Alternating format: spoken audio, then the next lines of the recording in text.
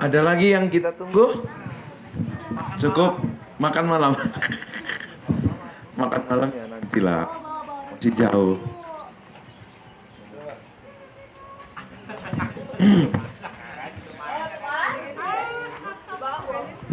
Ini yang lewat pemuda pada zamannya ya.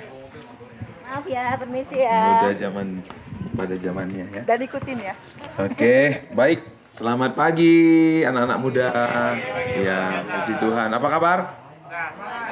Luar biasa. Puji Tuhan ya. Hari ini kita akan sama-sama sharing mengenai pemuda idaman. Ya kan? Pasti semua kepingin ya jadi pemuda idaman. Dan udah pasti include pemuda dan pemudi idaman. Nanti setelah materi kita ada tanya jawab lalu dilengkapi sama kesaksian Mas Busa. Pasti luar biasa ya. Siap diberkati ya anak muda? Yuk kita doa. Bapak, kami bersyukur buat pagi ini Tuhan sudah mengumpulkan kami di tempat ini Bu, untuk dilengkapi, untuk kami bisa menerima kebenaran-Mu, sehingga masa muda yang Tuhan anugerahkan menjadi masa muda yang indah, masa muda yang produktif, masa muda yang efektif ya Tuhan. Kami serahkan saat yang indah ini, hamba-Mu yang penuh dengan kekurangan, Tuhan urapi, Tuhan mampukan menyampaikan isi hati Tuhan. Dan begitu juga nanti kesaksian Mas Usa, sharing kami bersama sungguh-sungguh melengkapi dan membukakan mata rohani kami untuk kami bisa menerima kebenaran firman-Mu. Dalam nama Yesus kami berdoa. Amin. Nah, teman-teman semua, tadi saya sudah sharing di grup, sudah dibagikan. Di situ ada PPT-nya. Nah, kita akan bahas tentang pemuda idaman. Nah, judul ini diangkat dari Timotius, 1 Timotius 4 ayat 12. Yuk kita baca dulu sama-sama yuk. Sudah ketemu sama-sama? Bisa? Oke, kalau nggak ketemu 1 Timotius 4 ayat 12. Ya nggak apa-apa Kak Yohanes. 1 Timotius 4 ayat 12. Yuk kita baca ya sama-sama. Udah ketemu? Yuk amin. Kita baca 1, 2, 3 ya. Janganlah seorang pun menganggap engkau rendah karena engkau muda.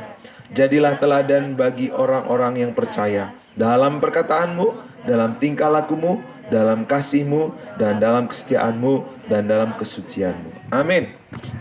Luar biasa ya. Janganlah seorang pun menganggap engkau rendah karena engkau muda ya.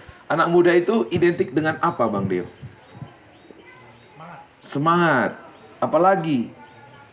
Sehat. Kuat. Banyak bekerja. Oh, tapi banyak aktivitas. Masih energik ya Kak Dea? Iya, masih energik. Terus apa lagi? Calon Pak Pendeta.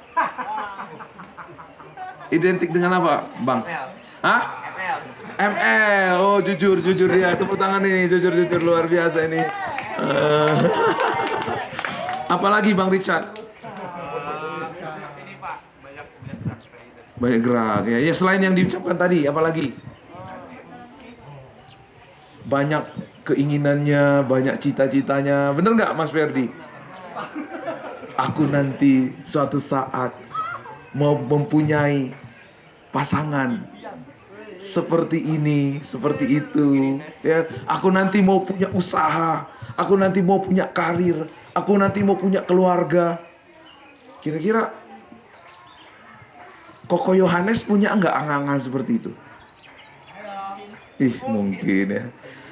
Kita semua pasti ya, namanya anak muda itu banyak keinginan, banyak cita-cita, banyak harapan. Tapi sering sekali keinginan kita dan harapan kita itu tidak dibarengin dengan cara yang baik, cara yang benar, tidak dibarengin dengan apa? Dengan kebenaran gitu ya. Contohnya ya, makanya hati-hati ya dengan nafsu anak muda gitu kan. Kepingin cepat, tapi nggak mikir manjang. Kepingin sesuatu, tapi nggak mikir banyak hal. Hanya yang dipikirkan, yang diinginkan itu saja. Nah, padahal firman Tuhan memanggil kita untuk apa? Jadilah terang dan garam. Janganlah seorang pun menganggap engkau rendah karena engkau muda, tapi jadi apa katanya? Teladan. Teladan itu bicara tentang apa? Kita menjadi terang dan garam. Gelap, kalau nggak ada terang, pasti orang jadi was-was, jadi khawatir, jadi takut. Kalau masakan tanpa garam, ya, hambar. Maka nggak ada ikan asin ya, bener nggak? Kalau nggak ada garam, nggak ada ikan asin, nggak ada apa lagi? Nggak, nggak ada saksang ya buat yang Batak ya. Karena garam itu sangat mempengaruhi makanan. Karena terang itu sangat mempengaruhi damai sejahtera kita. Nah, begitu juga kita digambarkan sebagai terang. Kehadiran kita itu seharusnya memberi damai, memberi pengaruh yang baik. Kehadiran kita itu memberikan inspirasi, memberikan kekuatan buat orang lain. Nah, zaman sekarang terkenal dengan anak muda itu disebut sebagai kaum apa, Kak Yanti? Kaum apa anak muda zaman sekarang? Gen Y, Gen Y, dan Gen Z? Ya, disebut kaum, ya, kaum rebahan, ya kan? Ini kaum rebahan. Disebut juga apa? Generasi micin. Kepingin cepet gitu kan, kepingin simple, kepingin enak, tapi nggak mau ikutin proses. Namanya itu kaum micin, ya kan? Terus apa lagi? Emosian, penuh dengan ambisi, gitu ya, penuh dengan mudah untuk kecewa. Siapa di sini pernah kecewa? Wih, jujur, tepuk tangan muka dia, jujur dia, luar biasa. Iya. Kecewa, gampang putus asa, gampang untuk ngambek. Kalau saya dulu mungkin lebih parah dari kan, gampang sakit hati, gampang ngambek, apa namanya, sensitif, baperan, gitu, seujon gitu kan. Karena apa? Karena kita apa-apa sekarang gampang, mau makan cer, datang makanannya, ya kan? Semua serba gampang. Nah, tapi untuk kita ngikut Tuhan, nggak ada yang instan. Untuk kita berjalan dalam iman, nggak ada yang micin. Harus ngelewatin proses. Harus ada progres yang kita harus lewati. Nah, apa rahasia teman-teman? Supaya kita bisa melewati setiap proses yang ada. Kemarin di hari Minggu, kalau ikut khotbah hari Minggu, kita belajar tentang apa? Kegagalan ya, ada ya. Nggak ada orang berhasil di dunia ini, tidak ada orang yang berpengaruh di dunia ini tanpa mereka melewati yang namanya apa? Gagal. Tapi jangan cari kegagalan ya. Jangan kejar kegagalan ya. Saya yakin kita semua sini nggak mengharapkan, nggak mengimpikan, nggak mengusahakan kegagalan. Betul nggak, Bang Gilbert? Betul sekali ya. Tapi meskipun sehebat apapun kita menghindari, berjuang untuk tidak gagal, pasti kegagalan itu datang.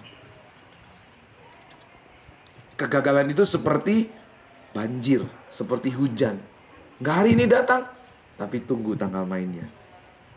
Kita tentu, saya apalagi, nggak mungkin mendoakan kalian gagal. Tidak mendoakan siapapun untuk gagal. Tapi yang namanya gagal pasti datang.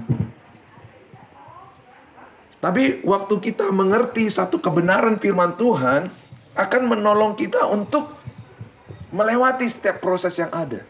Kita tidak lagi menjadi orang yang generasi Texas ya. Texas itu cepat, mau apa-apa pokoknya jadi gitu ya. Mau makan, yang penting makan. Apakah makanannya sehat atau enggak, yang penting perut kenyang dan enak di mulut. Nah, tapi untuk kita mengikut Tuhan, nggak bisa seperti itu. Tuhan kita itu lebih senang kita menjadi pribadi daripada hanya kita melakukan. Tuhan itu lebih senang kita menjadi pribadi anak-anaknya daripada sekedar kita melakukan perintah-perintah. Nah, untuk kita menjadi anak Tuhan, harus ada proses yang kita harus lewati. Timotius, dibilang Paulus, jadilah teladan. Harus ada proses yang dilewati oleh Timotius. Apa prosesnya? Di dalam 1 Timotius 1 ayat 2, yuk kita baca sama-sama. 1, 2, 3 ya. Kepada Timotius, anakku yang sah di dalam iman, kasih karunia, rahmat dan damai sejahtera dari Allah Bapa dan Kristus Yesus Tuhan kita menyertai engkau. Apa yang dimiliki oleh seorang Timotius dalam hidupnya? Ketika Paulus memberi pesan jadilah teladan, apa yang dimiliki oleh seorang Timotius dalam hidupnya? Dia punya seorang Paulus. Paulus itu siapanya Timotius, Kak Dea? Bapak rohani, mentor, pendamping, pamong, yang selalu mau sharing kepada Timotius. Yang selalu kalau Timotius itu bingung sesuatu, dia datang kepada Bapak rohaninya. Yang selalu kalau Timotius itu mau belajar, dia nggak belajar kepada orang sembarangan, tetapi kepada Bapak rohaninya. Karena lewat Bapak rohaninya Paulus, lewat Bapak rohaninya Timotius, Timotius selalu diingatkan akan apa di sini? Ayo sama-sama, anakku yang sah di dalam iman. Kasih apa? Kasih karunia dan rahmat dan damai sejahtera dari siapa? Dari Allah. Bapak rohani kitalah, kakak rohani kitalah yang selalu mengingatkan kita akan apa? Kasih karunia. Kasih karunia, rahmat dan damai sejahtera. Ada orang yang selalu mementoring, ada orang yang selalu memotivasi, ada yang selalu mau berbagi hidup kepada Timotius mengenai apa? Hidup di dalam kasih karunia. Di sini siapa yang punya kakak rohani? Cici Seril punya kakak rohani nggak? Angkat tangan dong coba. Iya, bagus, bagus. Cowok-cowok belum ada ya? Berarti kalian jadi kakak rohani dong ya? Atau siapa? Pertanyaan, siapa di sini punya adik rohani? Wih, Apta punya. Oke. Kak dia nggak punya adik rohani? Anak sekolah minggu punya dong Kak dia. Angkat tangan dong. Iya. Jadi untuk kita bisa hidup di dalam kasih karunia Allah, harus ada yang namanya pendamping, mentor, atau bapak kakak rohani. Yang selalu mau kita diajar. Yang selalu mau kita, kalau salah kita, bang tegur aja saya bang. Kalau saya salah, tegur saja saya. Bahkan dulu saya punya kakak rohani, saya bilang sama kakak rohani, bang kalau saya dibilang 2-3 kali nggak dengerin, nggak apa-apa bang, pukul saya nggak akan marah. Kenapa? Karena betapa pentingnya untuk kita bertumbuh, kita punya yang namanya kakak rohani. Nah, Timotius punya seorang kakak rohani dalam hidupnya. Makanya Timotius, kita lihat bagaimana Timotius ini menjadi pelayan Tuhan yang baik, menjadi anak muda yang menang atas tantangan yang ia hadapi pada zamannya. Menjadi anak muda yang selesai dengan nafsunya, selesai dengan ambisinya, selesai dengan keinginannya, selesai dengan segala keegoannya. Siapa musuh Mas Andreas yang terbesar, Mas? Iya, tepuk tangan Mas Andreas. Luar biasa ini. Masuk dia ya. Diri sendiri. Kalau kita nggak selesai dengan diri sendiri, kalau Mas Andreas nggak selesai dengan diri sendiri, cewek-cewek jangan mau ya kalau ditembak Mas Andreas. Iyalah Pak, saya nggak mau ditembak, nanti meletus lagi gitu kan. Bagaimana bisa Mas Andreas mencintai orang lain dengan benar kalau dia nggak bisa mencintai dirinya dengan benar? Betul nggak Kak Yanti? Iya. Jadi kalau kalian mau nanti menentukan pasangan kalian, carilah pasangan yang sudah selesai dengan dirinya, dengan masa lalunya, dengan egoismenya, dengan nafsunya, ya kan? Dengan pikirannya, ya kan? Kalau dia sudah bisa mengalahkan dirinya, dia bisa mengasihi dirinya dengan benar, dia juga bisa mengasihi orang lain, ya. Begitu juga dengan cowok-cowok. Lihat nih cewek-cewek nih, ya, yang sudah selesai dengan dirinya. Supaya kita bisa selesai dengan diri kita, kita harus mau di mentoring. Kita selalu mau belajar. Kita mau selalu memiliki telinga seorang murid yang selalu mau belajar. Meskipun sekarang ada Mbah Google, ya, yang nggak perlu kalian kalau belajar bersama-sama itu nggak perlu kemana gitu, ya, duduk di rumah sambil rebahan bisa belajar. Tapi guru yang baik itu, Mbah Google itu guru yang baik nggak? Tergantung orangnya, ya. Iya. Tapi kalau ada yang mementoring kalian, waktu kalian membuka Google, akan selalu ada yang ngingetin, kan? Ada yang selalu mementoring. Gimana tadi kamu ngapain aja? Ya, hari ini aku Google saja, hari ini aku YouTubean saja, hari ini aku ML-an saja. Kakak rohaninya bisa bilang, kamu dapat apa kalau ML-an terus? Iya kan? Kamu dapat apa? Iya kan? Hah? Dapat ranking, betul. Kira-kira kalau kamu dapat ranking, itu bisa nggak buat masa depanmu jadi lebih cerah? Apa itu just limited? Oh, jadi gamers ya. Dapat uang juga nggak? Miliaran, Pak. Wow. Oh. Iya. Nah, kalau kita punya mentor, kalau kita selalu diingatkan, dimotivasi, ada yang menuntun kita, ada yang mendampingi kita. Mentor itu bukan berarti menjadi orang yang selalu khotbahin kita, ya, enggak. Bukan, mengingatkan, sharing, bertanya, ya. Nah, zaman dulu saya sistem mentoringnya adalah mengkhotbahi. Yosia, gak boleh seperti itu. Kamu anak macam apa kalau begitu? Kalau kamu bandel nanti Tuhan marah sama. Nah, itu namanya ngelesin. Tapi kalau mentoring, membagi hidup, selalu mau memotivasi, menegur, selalu mau mengingatkan, selalu mau membagikan hidup. Itu artinya apa? Dulu, Bang, aku juga kayak kamu itu loh. Aku juga suka melawan orang tua, tapi ternyata, ya, dan seterusnya. Nah, seperti itulah yang namanya mentoring. Nah, sehingga waktu seorang Paulus bilang kepada Timotius, jadilah teladan. Dalam hal apa kita bisa menjadi teladan? Dalam hal apa, teman-teman? Perkataan yang bagaimana kita bisa menjadi teladan? Perkataan apa? Perkataan yang membangun, perkataan yang baik, perkataan yang sedap untuk didengar, perkataan yang manis untuk didengar,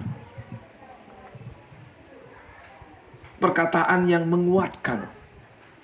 Kalau kalian ketemu, coba deh di gereja, kalau kalian ketemu itu kasih kata-kata yang membangun.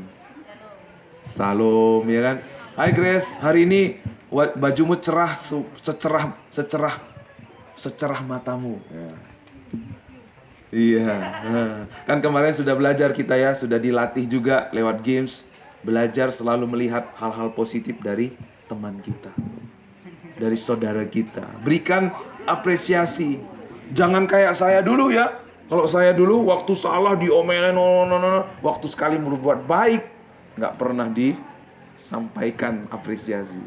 Nah, kita sekarang jadi generasi yang berbeda. Generasi yang sudah ngalamin kasih karunia Tuhan. Kita sudah menerima penerimaan, pengakuan. Kita sudah menerima kasih, perhatian yang termulia. Sudah menerima penghargaan yang terbaik. Sehingga kita pun bisa menghargai orang lain. Amin? Iya. Sejelek apapun orang, pasti ada sesuatu yang menjadi kelebihannya. Ada potensi dalam diri orang itu. Nah, kalau kita sudah dipulihkan, kalau kita sudah ngalamin kasih karunia, kita bisa melihat kelebihan-kelebihan orang di sekeliling kita. Tidak mulu menceritakan, melihat kejelekannya. Oh, dia mah begini orangnya, dia mah mulutnya. Nah.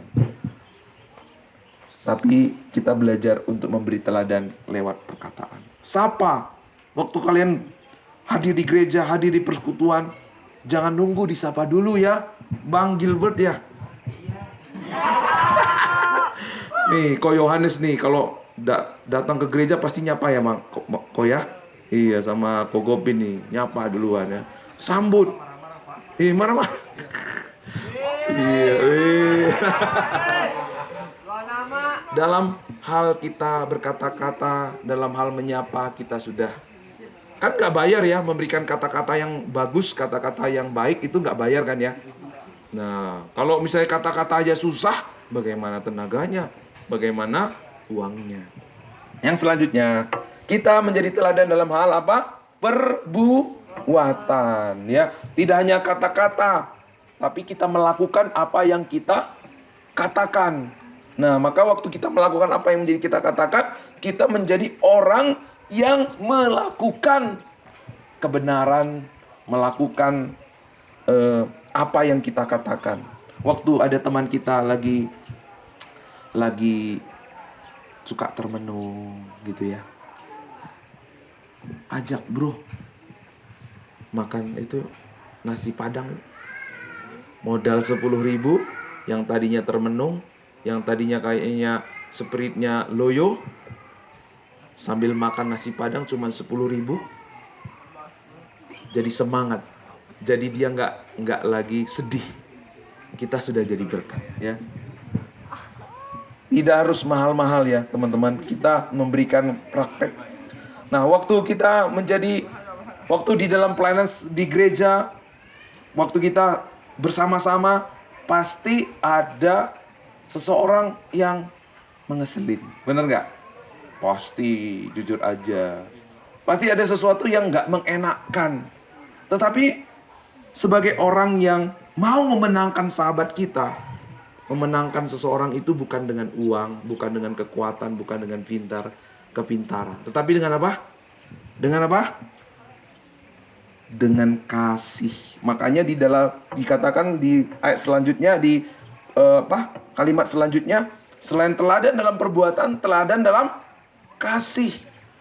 Kita melakukan sesuatu, melakukan perhatian, melakukan pelayanan, melakukan perbuatan baik, dasarnya apa? Kasih. Kalau perbuatan baik tanpa kasih, apa namanya, Naila? Perbuatan apa itu namanya? Perbuatan baik tanpa kasih ada nggak? Munafik. Ada nggak? Banyak, Kak Naila. Banyak orang memberi karena apa? Karena dia kepingin dapat amal. Betul nggak? Kepingin usahanya diberkati, kepingin nanti dompetnya lebih tebal lagi. Nanti kalau saya berkati, kalau saya memberi, nanti berkat saya berlipat-lipat ganda. Nah, itu namanya apa? Perbuatan yang bukan dilandasi dengan kasih, tetapi untuk kepentingan dirinya sendiri. Waktu kita memberi, waktu kita menolong, waktu kita membantu orang lain, selalu didasarkan dengan kasih. Kalau dasarnya kasih dari Tuhan ya, maksudnya ya.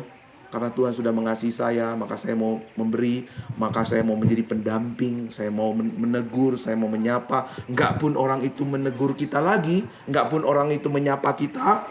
Ini kok orang ini terus-menerus ya aku yang menyapa ya, dia enggak pernah sapa aku duluan. Kita enggak kesel. Kenapa? Karena kita lakukan dengan kasih. Saya enggak lakukan ini untuk kamu, saya lakukan untuk Tuhan. Saudara akan menjadi pemuda-pemudi yang nothing tulus. Amin. Yang selanjutnya, kasih yang dasar kasih ini paling penting sebenarnya ya. Dasar kasih ini paling penting. Kalau kita nggak ngalamin kasih, kita nggak bisa menjadi pemberi yang baik, menjadi penolong yang baik. Kita tidak bisa menjadi orang teladan yang baik. Tapi waktu kita mendasari dengan kasih, maka perbuatan kita itu akan menyentuh. Tahu nggak? Yunani itu runtuh, Romawi itu bisa rubuh. Kenapa? Bukan dengan senjata, bukan dengan angkatan bersenjata, tapi dengan apa? Romawi, Yunani itu runtuh karena kasih. Untuk kita memenangkan hati seseorang, bukan dengan kekuatan kita, bukan dengan kepintaran, tapi dengan kasih. Waktu ada orang yang, ini kok orang ini beda ya, ini kok orang ini selalu perhatikan saya nggak pernah perhatikan dia tetap memperhatikan saya. Ini kok orang ini, saya udah jahat kok dia tetap baik sama saya. Nah, itu semua terjadi kapan? Waktu kita lakukan dalam kasih. Sehingga orang itu akan terpesona. Karena apa? Karena kasih Kristus yang mengalir dalam hidup kita. Itu yang akan mengubah. Itu akan membuat anak-anak muda kalau dia datang ke gereja kita, aku kok nyaman ya kalau ada Bang Deo itu, aku nyaman gitu. Aku kok kalau nggak ke gereja hari Minggu itu kok ada sesuatu yang kurang gitu ya. Kenapa? Di luar sana dia nggak ketemu komunitas seperti kalian. Yang care, yang berbagi hidup, yang tulus memperhatikan, yang melakukan sesuatu itu dengan kasih. Ini kok beda ya? Wah, kalau kalian sampai di situ, itulah namanya komunitas yang memenangkan, komunitas kasih. Lalu tidak hanya kita melakukan dengan kasih, tetapi kita melakukan dengan apa? Yuk sama-sama, kesetiaan. Nah, banyak orang berpikir orang setia itu selalu hadir dengan fisiknya. Oh, saya hadir nih. Saya hadir di mana ada persekutuan itu, saya hadir. Setia nggak namanya? Belum tentu. Orang yang setia itu adalah gini. Kemarin saya sudah hadir. Hari ini saya hadir. Tapi kehadiran saya yang kemarin sama hari ini berbeda. Kehadiran saya hari ini membuat saya lebih hidup dalam kehendak Tuhan. Kalau hanya kita hadir berkali-kali tapi tidak mengubah hidup kita, itu nggak setia namanya. Kesetiaan yang dimaksud di sini adalah kesetiaan yang membawa kita selalu terproses, selalu terbentuk, selalu menjadi orang yang membiarkan Tuhan hidup di dalam diri kita. Amin. Jadi kemarin minggu, kalau kalian ingat, kita itu bukan menjadi orang Kristen yang sekedar menjadikan Yesus sebagai teladan. Tetapi apakah dia? Menjadikan Yesus menjadi, ayo ada yang ingat gak? Kalian ikut ibadah hari Minggu kan ya? Tidak hanya menjadikan Yesus sebagai teladan. Ya, Yesus itu teladan yang sempurna. Tapi kalau saya mau meneladani Yesus, bisa nggak? Orang mau meneladani Mas Tito aja saja saya pasti gagal. Apalagi meneladani Yesus. Jadi bukan sekedar menjadikan Yesus sebagai teladan, tapi menjadikan Yesus hidup kita. Amin. Jadikan Yesus hidup kita. Waktu kita menjadi orang yang menjadikan Yesus sebagai hidup kita, itu yang akan memampukan kita untuk setia. Kalian tahu nggak Abraham? Saya tanya, Bang Yosi, Abraham itu setia nggak? Kenapa dia setia?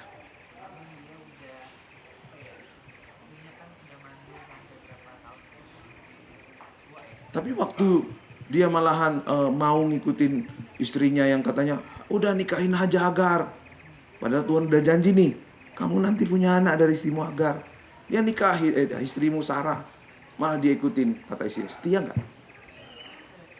Tetap setia. Waktu Abraham itu disuruh Tuhan untuk ke tanah Kanaan, malahan dia di Haran. Setia. Waktu Abraham itu Tuhan suruh ke tanah Kanaan, malahan dia ke Mesir. Malah dia kasih istrinya ke Firaun. Karena dia takut nanti dibunuh sama Firaun, dia bilang, ini adik saya katanya. Setia nggak? Nggak setia lah Bang. Nggak setia Bang. Tapi bagus ya, dia udah mau menjawab ya. Abraham itu nggak setia. Siapa orang yang setia dalam Alkitab? Nuh. Ya, Nuh memang pada akhirnya setia ya. Tapi Nuh juga sempat nggak ragu sama kasih janji Tuhan. Tapi saya mau sampaikan gini, kita itu kalau mau jujur, gak ada yang setia dengan kekuatan kita. Tetapi kita bisa setia dengan kekuatan kasih setia dari Tuhan. Bukan Abraham yang setia, tetapi Tuhan yang setia kepada Abraham. Sehingga Abraham tiba di penghujung perjalanan imannya. Kita bisa setia di penghujung perjalanan iman kita ketika kita berdiri di atas kasih setia Tuhan. Paulus juga adalah orang yang setia. Kenapa? Karena berdiri di atas kasih setia Tuhan. Makanya di dalam ratapan berkata, tak berkesudahan kasih setia Tuhan, tak habis-habisnya rahmat-Nya. Waktu kita bersandar kepada kasih setia Tuhan, disitulah kita tiba di penghujung iman kita. Disitulah kita bisa menjadi teladan dalam kesucian, teladan di dalam kehidupan kita. Kita menjadi orang yang bisa membawa perubahan. Kita bisa menjadi terang dan garam di dalam kehidupan kita. Nah, hari ini kita belajar satu kebenaran. Bagaimana supaya kita bisa menjadi teladan di mentoring. Bagaimana kita bisa menjadi teladan dalam perkataan, dalam perbuatan, dalam kasih, dalam kesetiaan. Pada waktu kita ada orang yang mentoring. Nah, kalau kalian mau melihat perubahan yang Tuhan lakukan di hidup kalian, di gereja, selalu mau di mentoring. Cari. Dan selalu mau mentoring. Gak usah disuruh. Saya mau Tuhan mementoring anak ini. Paulus gak akan melihat Timotius dipakai Tuhan luar biasa kalau Paulus gak mementoring Timotius. Timotius gak akan pernah bisa mengalami kasih karunia tanpa Timotius itu dimentoring. Dan semua dalam Alkitab, tokoh-tokoh Alkitab juga mengalami hal yang sama. Ya. Kita bisa melihat janji Tuhan digenapi. Yosua dan Musa. Begitu juga Cornelius, ya, Paulus. Ya. Bahkan terakhir seorang Bill Graham itu. Kalian tahu ya, Bill Graham, pendeta baptis yang luar biasa. Dia bisa sehebat itu kenapa? Karena ada guru sekolah minggunya yang mementoring dia. Siapa guru sekolah minggunya? Namanya Edward Kimball. Jadi tokoh-tokoh dunia, tokoh-tokoh Alkitab sudah jelas mereka dimentoring dan mementoring. Dan tokoh-tokoh rohani zaman sekarang juga ada orang-orang hebat ya. Mereka juga adalah orang-orang yang dimentoring dan mementoring. Nah, sekarang kalian, Alkitab sudah menunjukkan, bapak-bapak gereja, tokoh-tokoh rohani sudah menunjukkan. Saya juga mengalami. Saya nggak mungkin ada hari ini melayani Tuhan kalau nggak ada kakak rohani yang mau mementoring saya. Sekarang kita, mau nggak kita dimentoring dan mementoring? Yuk kita tunduk kepala. Hari ini saya mengajak anak-anak muda untuk biarkan Tuhan berbicara. Biarkan kebenaran firman Tuhan hari ini mengambil tempat dalam hati sanubari kita. Inti iman kita bukan hanya kita menjadi orang Kristen, menjadi orang yang masuk gereja, tapi orang yang mengalami kasih karunia dan rahmat dari Tuhan. Kapan itu terjadi? Waktu kita mau digembalakan, waktu kita mau di mentoring, waktu kita mau didampingi secara rohani. Pasti keberhadiran kalian di tempat ini tidak ada yang secara kebetulan. Tuhan sudah menempatkan kita di tempat yang terbaik. Tapi pertanyaannya, mau nggak kita rendah hati? Saya mau Tuhan di mentoring. Saya mau Tuhan menjadikan si A, si B menjadi kakak rohani saya. Atau saudara juga sudah merasakan bagaimana saudara didampingi selama ini. Dan sehingga saudara juga rindu untuk mendampingi orang lain. Kalau saat ini ada orang-orang, anak-anak, teman-teman pemuda yang Tuhan izinkan ada di sekeliling kita, Tuhan mau kita mentoring mereka. supaya mereka juga mementoring sama seperti kita. Supaya kita akhirnya juga menjadi melihat mereka dipakai Tuhan bahkan lebih daripada kita. Mari biarkan Tuhan berbicara buat setiap hati teman-teman pemuda. Tuhan menunjukkan satu nama kepadamu untuk engkau mau di-mentoring olehnya. Seorang kakak, seorang bapak, seorang ibu rohani.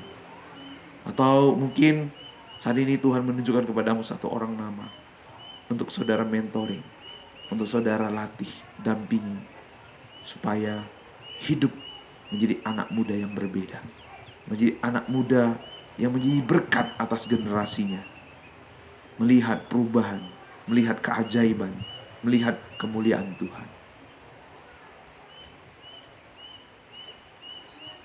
Terima kasih Tuhan, ketika Engkau berbicara kepada kami pagi hari ini. Biar hamba-Mu yang sudah sampaikan Tuhan yang sempurnakan. Dan kami percaya oleh pertolongan-Mu, kami dimampukan. Oleh kasih karunia-Mu, kami diberi kekuatan. Sehingga kami menjadi pelaku-pelaku firman Tuhan. Terima kasih Bapa, terpujilah nama-Mu di dalam nama Yesus. Haleluya. Amin. Baik, saya serahkan ke Mas Usa, boleh berbagi. Monggo Mas Usa.